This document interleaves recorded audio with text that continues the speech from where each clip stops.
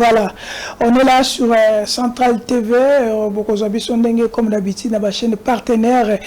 Il y a ta télévision, beaucoup de na bandeko ya Perfect Télévision, surtout na YouTube. Abonnez-vous, à liker First TV et puis na Télé News comme vous êtes en train de voir.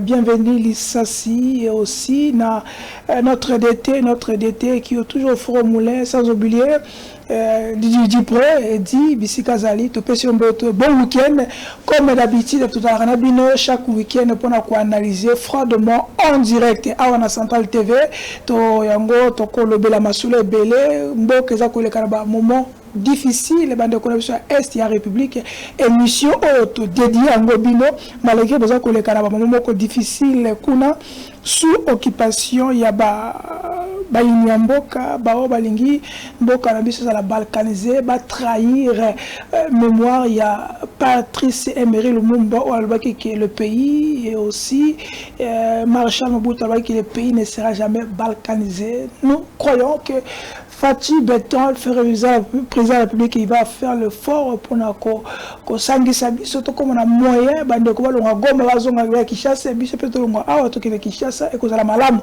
Niango to bandi émission spéciale Assemblée nationale, boyebi qui Assemblée nationale il y a à boire, à manger. Le bureau de l'Assemblée nationale bazana otobenga kana kiti nani falancer chaise injectable dans bureau mobimba mais ils ont pas mususu bazali ko manigancer bureau to za motion pétition contre Vital Kamere, pétition contre Maman Animazi Dominique, toute la pétition contre le professeur Jacques Njoli. Pourquoi cette pétition en ce net moment pendant que tu as une crise sécuritaire, tu as une crise sociale, tu as un problème et ma cassi aux social à bas congolais.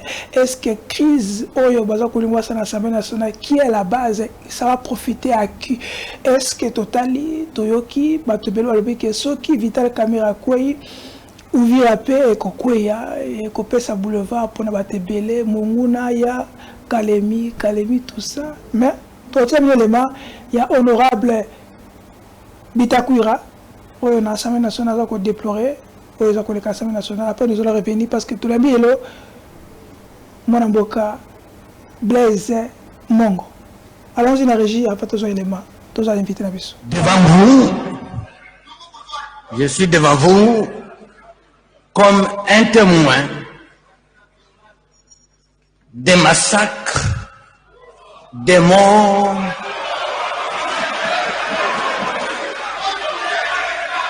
tolérance.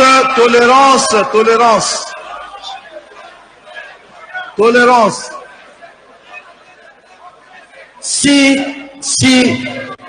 on a le président, si pour une fois, en tant que griot national, on n'a pas besoin de m'écouter, je cède les micros pour ne rien dire. Je vous remercie. Voilà, honorable Bitakwira, le grand-mère. Alors, tant que ça m'a pétition, tant que peuple d'autres abisso, il va mon avis sur tout ça sans cœur. Est-ce que les députés, ce sont les députés qui le peuple a voté qui? Qu'est-ce qu'ils ont apporté jusque-là? Mamboka Blaise Mongo, bonjour. Bonjour Charlie. Nous allons profiter de micro pour souhaiter ma condoléance. On a riwaya ndeko na ngai ya mwasi nkana na ngai mama leki na yo oya tiki biso mais c'est condoléances. OK, merci pour la condoléance. Nous souhaitons le condoléances à toute la famille Changonio surtout famille Boka Moanio surtout bakufeli ya bango mama ya bango yaya ya bango ndeko ya bango mama ya bango koko. Pour cette émission, tous les dions revenons sur notre émission. En Boka, aux Congolais, aux alliés, beaucoup de la société civile, beaucoup de Congolais, pour la population. Votre réaction, tant que vous avez l'Assemblée nationale, vous dites quoi? Est-ce que les députés sont conscients de tous les députés ils sont là pour leur intérêt? Avant tout, quand on a une pétition. Je salue en passant député Bitakwira. Bitakwira a kena makambo pétition te. Mais à Taliban ndeko baza koboma. Mais ba député balingi ba pesa maloba te. Ba wololié. Ba préféré pétition pour na ba intérêt na bango. Est-ce que moment ils ont moment pétition? J'ai dit non. Est-ce que moment ils ont dit pour na assemblée nationale ba mema théâtre na hémicycle? Non. Moment ils ont dit quota l'insécurité na est, moment ils ont dit quota la budget ya mboka ndenge kotambola 2026. Gouvernement a déposé à temps. Et je salue ma belle-sœur, Judith, la première ministre. Parce que Baninga Baluka a explication, mais il y a une explication. Dès qu'il a déposé budget. Voilà. C'est ça, gouvernement. Mais, ils ont les canaux ensemble. Bango batali budgété, mais batali batuba kufana estete. Mais batali soins médicaux na bango. Batali ba émolument na bango. Batali. Est-ce que c'est le moment? Il y a quoi attaquer Kamere. C'est le moment. Il y a quoi attaquer Nsomi ya Bamongo Jacques Njoli, professeur Jacques Njoli. Est-ce que c'est le moment de chercher la tête, l'époux dans la tête des 5 membres de l'Assemblée nationale? Oui. Les bureaux qui votaient même jour, bureau Nyos. Mais prenez les batteries. 5 battendes, des batikala. Mais qu'est-ce qui se passe? Les Congolais veulent savoir. Des wana bazali banan. Baponaka bangote, bauti wapi. Bah oui, bango bazaki, né? Baza sembo, bazali, ndeke tolobaka lingala, bazali pembe. Molangi pembe, basala musala malamu, musala kitoko, mais les autres là, parce que la traite. Gestion, il y a contrôle parlementaire, Moutassara, il y a deuxième vice-président. De Komboso, de Moutako, Salaka, tout ce qui est contrôle parlementaire. Gestion et assemblée, ils ont la premier vice-président. Gestion financière, ceci, cela, tout ça, contact avec les banques, et ainsi de suite. Mais là, comme on a un monument, on a un soin médicaux, contrôle parlementaire. Il y a le réglementaire d'intérieur, il y a des vice-présidents, c'est ça. Il y a pourquoi? Et il y a un monument, premier vice-président. C'est ça, alors, professeur Chilumbaye. Chilumba ils alors naïe. Mais voici pourquoi non. Pétition et outil na IDPS. Président de la commission n'a occupé que mon co ya IDPS. IDPS batala ngonganini basala ka alliance na baninga ngonganini bango yo surtout bazala bazape na kati union sacrée. C'est comme ça qu'il faut créer encore une autre guerre, une union sacrée. Et ceux qui guerrent va créer une union sacrée sous Kanamé ou sous Kanit. Union sacrée Gozala et Bébi. Bisso na Équateur, l'espace agricole d'Équateur, en général, et tu n'as pas particulier. Professeur Nzorusitenga, un homme d'État. Depuis, les législatives vont se créer. Na Grand Équateur et Touébi, paix à son âme, le Kondo Lokari Thomas. Que je pleure aujourd'hui, Tileron à la Cahier, tous actifs, 3 messieurs, et le vrai parlementaire, le Kondo Yoka, Jacques Njoli, Isso Yongo le fêté, Pius, ce sont les gens, Bazala na Sénat, Baoningisa, Bazala na Ensemble, Baoningisa, sont des élus qui ont que le souci pour le peuple. Pour l'Assemblée nationale. Il travaille pour l'Assemblée nationale et pour le peuple congolais. Jacques Njoli, c'est un rapporteur de l'Assemblée nationale. C'est un ventre gestion PAC. gestion opaque. Ah, ça, gestion opaque. Il y a ça, il gérer les documents. Pourquoi tu es dans ma campagne de gestion de l'émolument? Pourquoi tu es dans ma campagne de gestion financière? Nini, à quel coup on a ça là? Nini. Mais bon, ça me sert, bon, tout qui peut te zonga. Est-ce que ça me sert? Bah, bon, kaka, bah, voyage kaka.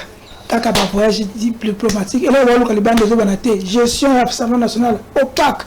Bah, député, salaire de Mataté. Bah, député, il y a mon caméra, alors, dans les bosses, il y a mes scènes, il y a avec ata papier et duplicateur, on sait, ça exact.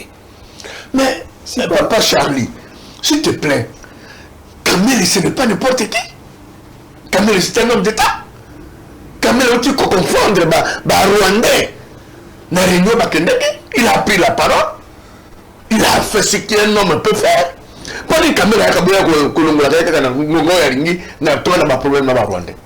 Avec Kabila, Rwandais, Bakoti, Assemblée nationale, Baïbité, Atuna, Bolukeri, moyen Bolungolaï. Aujourd'hui, vous voulez la menacer, on n'a pas de généraux, même Wazalé, de la pluie, par exemple, on n'a pas de généraux. Kamere, c'est l'homme à battre. Bon, on lieu pas Kamata Kamere, bon, il y a pour Kamata Suna, ça ou quoi, Banzoli, Bakoti Bango, dans l'état, dans Boko Tolingini. Mais si, effectivement, que vous êtes élu, élu du peuple, ce n'est pas comme ça qu'il faut se comporter. Mais élu la machine. La machine à voter. Élu la machine. Ce que vous avez élu le peuple congolais. Ngongo bango bako senga émolumenté. Ngongo bango bako senga ba soins médicaux. Le contraire. Il faut vivre la condition qu'il faut. Voilà, le contraire. Dans Burkina Faso, le président a instauré le système Moussous. Système a instauré dit. Député, ceux qui bakutani, la session, jeton de présence, les députés congolais pouvaient faire quoi? Payer les alliés en guerre, foutre bango salaire, c'est le côté, ceux qui le croient, va plénière, moi, le côté, c'est bango pour, bazali, balobeli. Jeton de présence. Jeton de présence. Dis-moi qu'il ne fasse pas ça. Mais puis, payer les alliés en guerre. Kabila a bunda pour la diplomatie parlementaire. Chef d'État a partout pour la Kimena Moka. Mais non, comme on dit beaucoup de gouvernement, lobby 2006 c'était comme un lobby. Pour ça, d'abord privilégié l'intérêt d'Abino. Ce ne sont pas des députés élus du peuple, ce sont des députés élus des machines à voler. Ok. Qu'est-ce que. Et là, on dit aux autres, IDPS azali derrière Makamwana parce que dans le image il y a Serge Augustin Kabouya ali bon bazaba innocent bon ko c'est la Makambo malgré que tout le monde na commission faut étendre Vital Kamerhe avec bateau bazaba ko kitana pour to kene moko na moko na Vital Kamerhe to ko na Jacques Njoli pour ne pas reprocher bongo mais na commission na ko peut pesa yimboka. La commission, on a dit, chaque commission a un membre de l'IDPS. C'est le maître Nicolas Peter Kazadi. Notre pétition, IDPS, honorable Pindule. Nous avons remplacé à intérim, IDPS, professeur. Chilumbaï, IDPS. À l'époque où il y a IDPS, qu'est-ce que l'IDPS reproche à Vital Kamerhe? Qu'est-ce que l'IDPS reproche à Jacques Njoli? Merci beaucoup, journaliste Charlie. Pour la question sage et intelligent. Pétition ezali pétition ya Rwanda. Ya Rwanda? Ya Rwanda. Et ça pétition congolaise. Et ça pétition de député congolais. Il est pas par Rwanda. Ils ont pétition il y a Rwanda. Rwanda tindi moko na bango a infiltré biso député Bindule. Rwandais 50% Rwandais 50% Maman Mundangi. Rwanda balobi modèle ba ok mais soki botiki Kamerhe akosala tout porter aluka Kimia, aluka dialogue, il faut embrouiller ça. Mais vous savez que Bindule Rwanda, Il avait empêché le président Félix Tshisekedi à côté de Butembo. À Kabat campagne. Mais comment il est devenu aujourd'hui un homme propre? Bindou le Wano ya Olu Kamutu ya Kamele. Mais il est derrière l'INC. Quand c'est qu'il y a Kamele. Et alors, même courtoisie. C'est là c'est en 2018 à battre campagne contre des saveurs à Félix Tshisekedi. Des saveurs à Félix Tshisekedi. Aujourd'hui, il est devenu les chouchous de l'IDPS. Les chouchous de l'IDPS. En quoi il est chouchou de l'IDPS aujourd'hui? Ok. Tout le monde a vidéo à façon. Tout le monde a vidéo à honorable CG Augustin Kabouya. Après, tout le monde a plateau. Allons avec bienvenue. L'IDPS n'a pas créé des ordres. Ce qui est aux États d'échantillon, il y a l'IDPS. L'IDPS n'a que 76 députés qui ont voté dans la liste sans parler de mosaïque. Même ceux qui ont pas mosaïque, Tokoko Mana 152 députés. Mais pour nous déjà, Batba signé et commission de décentralisation. L'IDPS n'a pas créé des ordres. Ceux qui ont échantillon, il y a l'IDPS. L'IDPS n'a que 76 députés qui ont voté dans la liste sans parler de mosaïque. Même ceux qui ont pas mosaïque, Tokoko Mana 152 députés. Mais pour nous... Voilà, ce genre de il est innocent. Il y a 70 députés. À ce moment-là, il y a plus de 500 députés. Donc, il y a président à voter. Parce que beaucoup de gens ont été auteur et la pétition, IDPS, président de la commission spéciale, IDPS, à quoi IDPS doit être innocent. Sauf quand il est innocent. Baza Kobo, ça n'a que Najeval. Caméra longola qui signature naïe. Bakei na Kenya, Nairobi, ba signé accord. Caméra tamboli Congo Mobimbana, président Félix c'est pour soutenir yé. Yé peut azaki candidat, mais à l'obité même soutenir de Konangaï, abima candidat. Premier fumbo, il y a eu des personnes caméra, c'est la prison. Humiliation familiale. Humiliation, condamné. Oui, président le bien. Cet homme, c'est un homme intelligent, c'est un homme bien et qui va gérer ce pays. Qui va gérer ce pays. Qui est très important pour le pays. Pour le pays. Acquitté. Vice-premier ministre et ministre de l'économie. Président de l'Assemblée nationale. Mais oh non, ça là qui porte les lois de pèse, candidat de pèse, à soutenir Bango. Bobo Sani yango o bamongo balobaka awa na munoko bien ekiti na motema obosani. Et alors CG Nalandier qui l'a empêché de demander à pour Ezali travail parlementaire. Mais c'est vrai, mais le moment n'est pas favorable pour la pétition. Il faut toquer dans le budget, toquer les potes de Lukamoga. CG qui est la première personne qui gère l'IDPS, le chef de l'État avec le président Batoyon surtout. L'IDPS est dans les mains de Kabouya. Il est le président AI. AI, c'est lui qui gère l'IDPS. Au quotidien. Quand Bindoule a bandit pétition, lui il a le pouvoir sur l'IDPS. l'IDPS, le groupe parlementaire, dans l'Assemblée nationale. Quelle est la décision qu'il avait prise pour dire Kendeko? Ou l'air bongi na ba pétition tout le cabidje amboka, tout le kato bomagere. Asala ki yango? Abia za musala parlementaire. Musala parlementaire to boite. Qu'on pêche en côté. À quoi qu'on pêche en côté? Mais il y a un moment où Babylone quoi n'est pas parce que on doit sauvegarder tout le monde faire de ces bazar au Bunda. On doit chercher l'argent pour le gouvernement fonctionner pour éléguer Bamakambe Belé. Et bon, ce qui a coquille, que Boya Moussa parlementaire, qui a désigné président de la commission spéciale. Ce n'est pas l'IDPS. Azaï toujours innocent. Auteur de la pétition, Azaï innocent.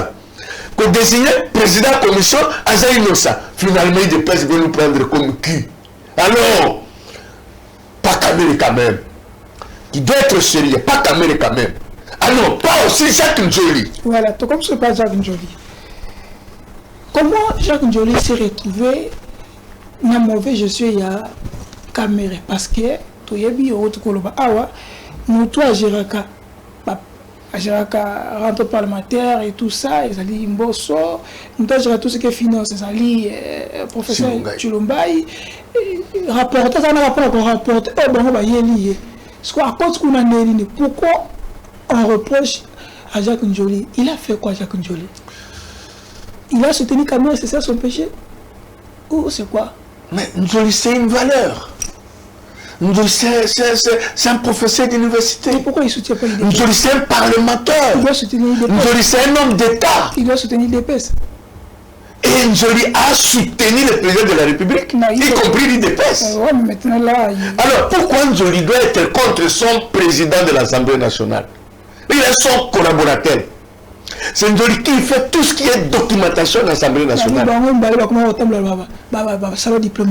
obligé.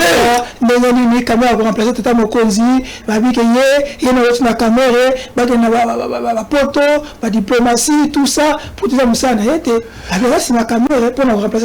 Njoli, c'est un rapporteur. Celui qui président déplacé, il faut joyer. Celui qui fait toute l'administration de l'Assemblée. C'est comme le président. C'est un complot. Quel complot, Zani? Contre l'IDPS. Contre la pétition, on aura des bidoules. Celui qui fait le complot contre la République, pendant qu'on peut se positionner, la motion, pour se policer quand même la Rwanda. Parce qu'il est rwandais. Qu'est-ce qu'il nous dit à voir? Nous avons un collaborateur direct de la présidence de l'Assemblée nationale. Tant que les secrétaires de la paix accompagnent. Parce qu'il n'y a pas de gens qui va faire des rapports. Rapport on a plénière. Ça, c'est le péché de Njoli. Njoli péché de la Rwanda. Il fallait qu'on ait un caméra. Njoli est éduqué.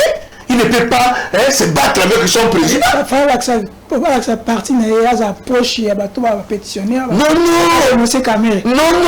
Il est dans le bureau. Njoli n'est pas député. Il y a Ron. C'est membre du bureau. Mbosso aussi est membre du bureau, il ne dit rien. Non, Mbosso a songé à une façon de faire ça. Si aujourd'hui, Cameroun n'est pas là, on peut appeler Mbosso à la Pongi pour tu le bâches. C'est ça le secret. C'est ça l'IDPS. Mais Njoli a fait le travail d'un rapporteur de l'Assemblée nationale. Partout où le président doit partir, il faut même aller à saluer un rapport. Un rapport, on a président de Njoli. Quand un rapport on a la plénière, honorable député, voyage au Tokyo qui peut intervenir. Diplomatie parlementaire, tout ça, qui pourquoi? Mais c'est un homme scientifique. Les deux sont des scientifiques, sont des professeurs d'université. Alors, Akamata médiocre, il a préféré celui qui écoute, celui qui va faire très bien le travail. C'est un savant. Donc, pour on va que na bureau na baba Njoli parce qu'il peut trahir. Baba Njoli parce que Bongo et Njoli na caméra ça peut faire quelque chose pour la République. Et les députés des machines à voler ne veulent pas les élus du peuple. Et Njoli et caméra sont des élus et ne veulent élus du peuple. Ok. Mon avocat Bitakou Ravanatia et Mamoko un député aussi, a pas un signataire, a déploré qui va conseiller. Mais quand il y a un comme moi, c'est qui m'a envoyé, c'est qui est dans les Salema, à ce point, même là, tout le monde. Bitakour a dit ce qui, Assemblée nationale ou Vital Caméra à quoi ça risquerait. Ouvrir quoi et puis ouvrir ce quoi et au fond Lanzela, Kalemi, Bumbashi, Kassa et vous, Baro comme Awa. D'abord, est-ce que ce sont des propos responsable. 2. Pourquoi Koloba Bongo? Ça veut dire Cameroun, c'est lui qui protège frontière au Vira, ou c'est Cameroun qui va donner sur la quoi il appelle ça aval qui va pourquoi il a dit ça? C'est la trahison contre le chef de l'État. C'est un problème de responsabilité. Charlie, you can ici Njoli comme somme ya ba mongo.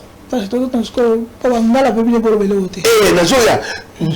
somme ya ba mongo. Njoli comme responsable ya ba mongo. Njoli comme intellectuel ya ba mongo. Un homme d'État ya ba mongo. Nde bazo beta ebolo kansi basankusu. Boyendi, Befale, Bokungu, Ikela, Mokoto, Bolomba, Bikoro Ingende, bazali content, bako sepe la terre. Que président Kosibiso. Biso to voté, il y a commis que chicoté, bah il y a biso. Mais président chicoté, c'est lui de peste qui est en train de pousser au président. Bon, mais sa président m'a bien la tribu wana. Bitakura c'est un monsieur responsable. Charlie, je suis quelqu'un qui a travaillé à l'époque de Mobutu. Na sala na mwana ya Mobutu, maréchal Mobutu, na sala na ye. Ambassadeur Niwa Mobutu, na oti ko fêter anniversaire à Liwana ye il y a 2 jours. Na ebi la cour du Rwanda fonctionnaka. Na ebi ndenge Congo etangolaka na ba tribu na biso. Hier, c'était Katumbi. Hier, c'est Kabila. Oh, le Kabila rwandais, je m'en fous. Mais au cours de la République, ben, identifier Joseph Kabila comme Joseph Kabila, fils de Laurent Désiré Kabila, fils de Sif Amagnan, c'est-à-dire l'État congolais va reconnaître l'identité naïe. Oh, lingo lingate. Aujourd'hui, tous ont prêté serment, tous ont utilisé la constitution Oyo. Joseph Kabila a signé qui en haut. A tié mokoloto, to commission en haut, Bible ya pays. To lingaye te. Ou alors, to utiliser sous constitution, on a to arrêté en haut, parce que, biso tout, on a utilisé la constitution. Si Kabila est étranger, dès que nous avons accepté cet étranger de nous donner la constitution, c'était un péché d'abord. Ça c'est un. De deux, Charlie, pétition wana. Est-ce qu'ils allaient légaliser? Parce que les normalement c'est ignorer comment ignorer ma signature. Député peut soutenir, monsieur le député de notre équipe, député mais à Zara la bien Pamboso a signé la pétition de la députée. Est-ce que c'est normal? Il fallait les députés Pessabiso confirmation que tous les signataires qui sont là, ce sont les signataires des députés. Ça c'est un. Je doute fort. Mais les mêmes caméras, dans la première récemment qui est dans l'Assemblée nationale, c'est Kamere qui avait gagné. Mais chacun a gagné. Même le camarade de pétition. Dès que les députés ont confiance. C'était. Dès que la à l'issou. Dès que vous allez le Congo, vous s'occupez de mon Congo Ribata. Paul Ribata et Paul Akate. De 3. Dans hier c'était Katumbi, sur le front. Kabila sur le front. Matata sur le front. Beaucoup de gens. Kamere sur le front. Mais on dirait que bateau ont vu la wana balobi dès que le président n'a besoin de faire ce bail pour pas mettre mon cocobel dans sur le front. Même Kamere a supporté qui bango ba comme mettre des milliers dans baloko pe ba comme sous ko nga balongolaye. Sur le front ba ko la babi oui, c'est un régime qui nous aime. Bolingi bangote. Bako ça nini? Ce mieux ouvrir la paix à Bilomoluka solution. Alors maloba ya Bitakura, il faut que banango Bitakura lo bagana comme humoriste. Na wewe bindana mnokoleza kapena litomba. Mais papa Blaise Mongo toke petozonga. Tout le monde a pétition, je vais poser une pétition. Mais il faut la bindole. Mais tout le monde est quoi moko ya bino ya bana mongo moko ya bino ya moko ya Jean-Pierre Bemba pe ça peut de pétition wana. Yango pe bindule azali moko ya sena député Jean-Pierre Bemba azali wana moko na ye. Ala moni njolite. Voilà un secret. Voilà un secret. Voilà un secret. Charlie, ponzo la kotawana Jean-Pierre Bemba lingakate. Nadine de Konaye à Kotawana. Là, moni. Là, on dépose pétition. Et pas secrétaire, pas aussi, mais pas secrétaire général de l'Assemblée. Alors, ça a confirmé que présence dans le bureau, c'est la tête. C'est vrai, c'est pas la tête. Alors, tu as sabo. Il a problème de leadership. Il a problème de leadership. Mais c'est leader de Sud Équateur. Jean-Pierre Bemba, c'est leader, il y a Nord Équateur. Mais ceux qui ont un modèle,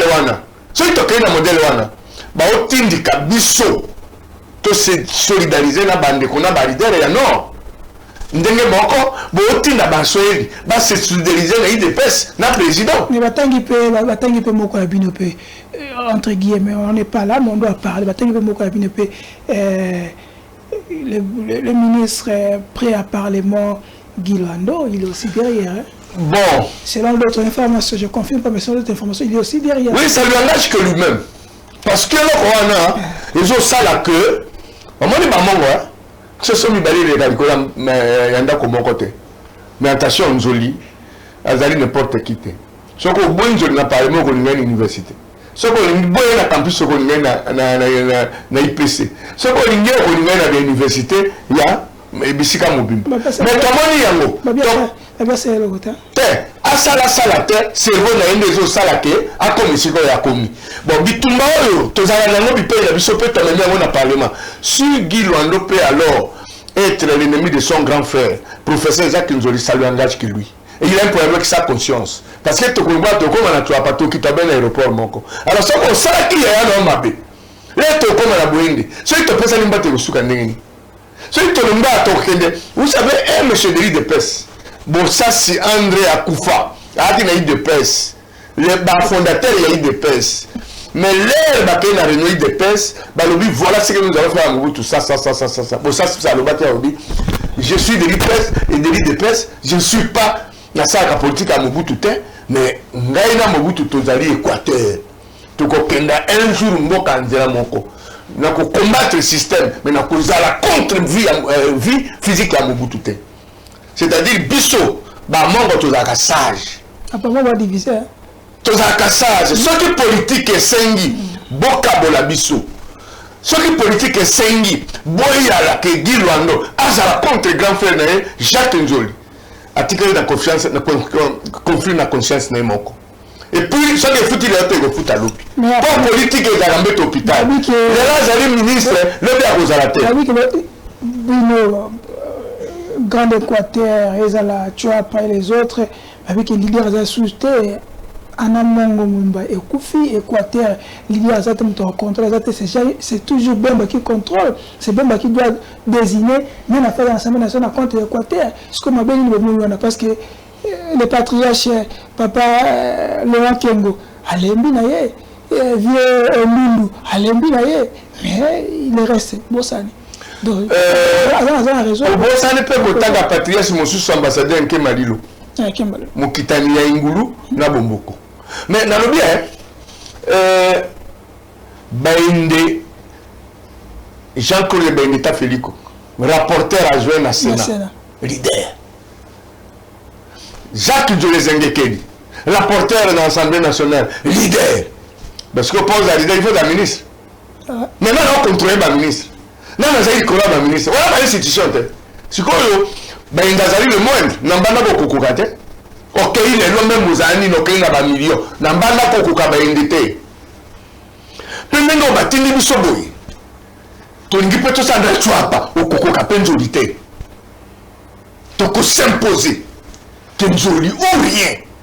Mais, na sengi la président de la République. L'air a qui na Équateur pour ça la campagne. Coordination de la campagne na Isaki na ville en Bandaka. La seule qui peut na bakula campagne na Isaki Bango. S'il y a un problème à l'Équateur, n'hésitez pas, boulou kabakano oye komonanga. Bah oui, entre guillemets, mokilo na biso eloko akobomba te tozala na bana na biso na ye olingolinga te bana oyo Gisèle Mpelaza na yango bazali bana makila ya bamongo mpe bakila ya bayuba ça c'est mokilo na biso bon frère bon frère nalingi napesa un message moko boye Mobutu 32 ans la sagesse de Bomboko de Ngulu de Nkema et Fomi et les autres. Mokolo Mpombo na badinga mosusu. Basalaki 32 ans ya Mobutu. O bino bokombataki. Mongo balingaka moto na intérêt. Ba mongo bazali sage. Soki ozali olongoli ba mongo na boîte na yo. Boîte wana ekotinda. Ba benga boîte wisei bofo mongoinga. Tozana batebele te. Vous avez Jean-Claude Baindeta Felico. Vous avez Jacques Nzoli et Sengekeli, professeur. Le 2, Bana Bureau. C'est vraiment les dignes fils de chez nous. Monsieur Wana, ils allaient contre eux pour Kabulayo, Nabamongo. Kondima Yangote. Pétition Wana, ils allaient à Rwanda, Batindin, Oya Bango, Moana, pour déstabiliser l'institution et le pays. Hein? Parce que nous avons parlé de bon,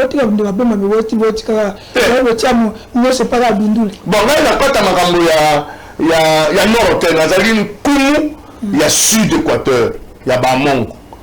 Je vous ai dit que Jean-Pierre Bemba, il a dit que Jacques Nzoli a un bureau.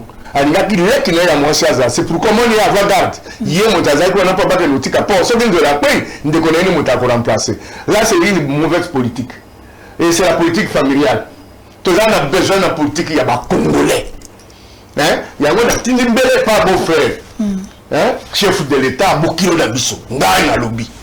Et ce qui est Nalobi, je connais pourquoi Nalobi. La bio, Équateur, Bazana, Jean-Claude Baïnd. Tu as pas Bazali na Jacques Nzole Sendekeli, professeur. Tala di kambo na bango. Kamata di kambo ya kamere. Ba memayo ndenge ba memaki procès ya kamere te. Di kambo ya kamere na ngo eza malamu te. Abi ki ayibi mbongo soki apura ngo parquet de zelaye parce que ba yibi mbongo. Mbongo ba yibi mbongo. Jacques Joli. Ka bon balé peut-être.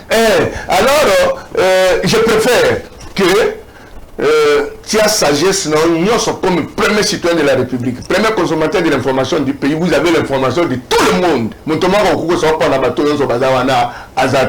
Y compris Bendou Leoyo, Kadamina Rwanda Bautinaye, a dérangé l'institution. Je crois que, en tant que responsable dans les institutions de la République, là, tu as mis une affaire. Nous avons ezengonga ya kamera abude yote ndongo ozeli koluka kimia na mbongo pour le gouvernement ça mosala yo bandi vu la Kinshasa bazotonga. Je crois que ce n'est pas le moment que chercher mutu ya Nzoli pour biso to bomba kate na ebisi yoke Nzoli n'est pas aux affaires, c'est la Tchouapa qui va tourner les dos contre le chef de l'État. Baende n'est pas aux affaires, c'est l'Équateur qui va tourner les dos au chef de l'État. Ils allaient s'ingoter. Kamere, c'est un modèle pour l'Assemblée. C'est à deux fois. Kamere, c'est un modèle. Mais à quoi faire la Makamba Barondete? À quoi faire la Kambo Yamboka? À quoi faire la Kambo Congo?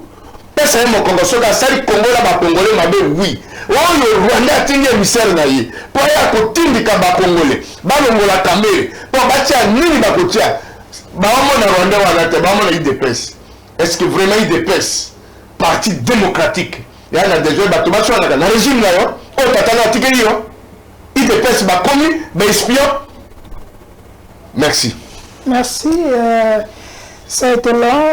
On devait terminer et parler sur la gestion des acquis et les acquisitions aux accords acquisés. Mwanamboka Vital Kamerhe avec son bureau, particulièrement avec honorable et rapporteur Jacques Nzoli et Maman Inamizi. Pour le moment, abonnez-vous, likez, plateau d'après la montée surtout, aux amalobanayo, ce qui papa Blaise Mongo, aloba qui est spécial qui était, aux amateurs des réponses nayo, s'occuper, au CPM aloba, au lobby, et sans beauté, et remerciement, Natata Mokozi Tsikedi, au saliété lelo, Toloba, saliété était des droits et là, il nous a dit que, bah, quand on m'a pas naï. Et tout le monde a droit à la parole parce que la République démocratique du Congo est une république démocratique. Merci, on a bienvenue les assis. Merci, le PCA le plus célèbre, le PCA le plus médiatisé, le PCA le plus sage, le plus intelligent. Thierry Monsenepo, bon week-end, on se verra à la prochaine. Ciao et bye.